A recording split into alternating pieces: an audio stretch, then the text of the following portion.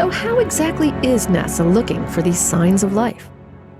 Well, there are lots of ways, from doing fascinating fieldwork right here on Earth to sending rovers and planetary sample missions into our solar system. But to search for signs of life that might be really, really far away, light years away, you're gonna need a telescope.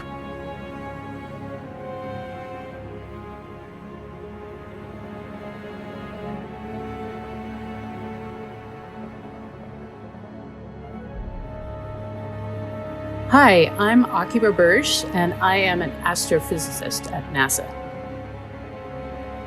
I work on helping people, engineers, and our technologists develop ideas for future space telescopes, like future super Hubbles, that would be able to study exoplanets around other stars. In particular, find out if any of them are actually like the Earth, with oceans and atmospheres and maybe even life on them.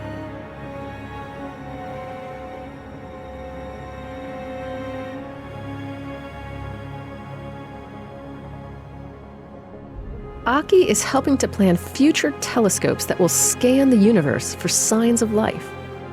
And while technologists and engineers will be the ones building out the telescope itself, astrophysicists like Aki help start the planning process with questions. To look for life on planets around other stars, we need to use the tools of astronomy. That means telescopes. And so you start thinking, well, what kind of data do I need to really answer this question? And this is where the scientists come in. This is why the missions, they start with the science. NASA missions are currently targeting 3 primary regions in the search for life: Mars, icy moons that orbit planets in our solar system, and faraway worlds beyond our solar system, called exoplanets. While that search may seem complicated, astrobiologists start with what we know and go from there. It all comes down to what you think life needs. And all the life on this planet, anyway, needs liquid water at some point in its life cycle. Mars, it looks like, maybe had liquid water on its surface. Actually, it's pretty certain that it did at some point. It doesn't today, but it did once. So it's a really good place to look and see if life arose there in the past. We use a lot of different tools to look for life on Mars. NASA has sent 5 robotic vehicles to Mars called rovers, which explore the red planet and will one day bring back samples for us to study in the lab. But then again, okay, liquid water. Where else in the solar system has got liquid water? Those icy moons of the outer solar system that have ice-covered shells over these deep oceans that are heated from the bottom.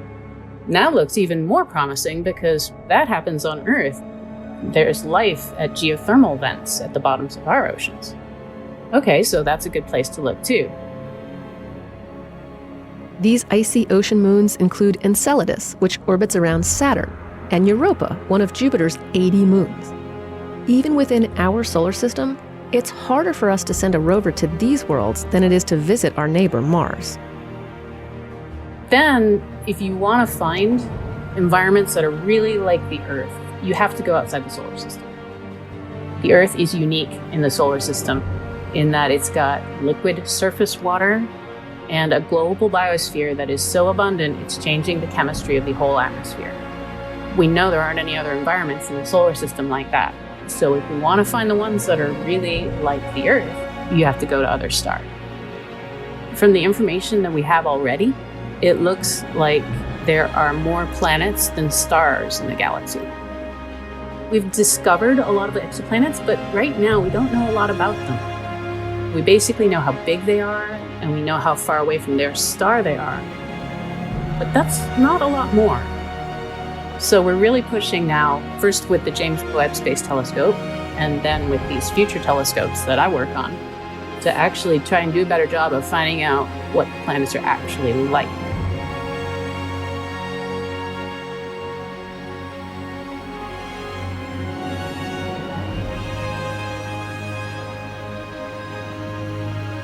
As of 2022, we've discovered just over 5,000 unique exoplanets with the help of different telescopes, including Hubble, Kepler, and TESS, the Transiting Exoplanets Survey satellite.